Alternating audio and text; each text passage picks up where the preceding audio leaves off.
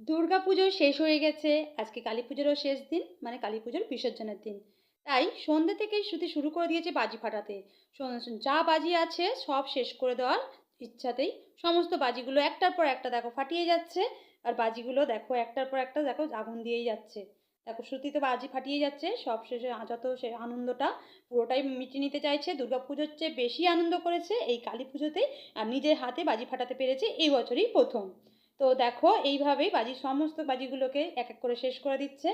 আর দেখো সবার শেষে চলে হলো আলোর বাতি। তো এই আলো বাতি আকাশে মানে আকাশবাতি ওপরে পাঠিয়ে দিলাম।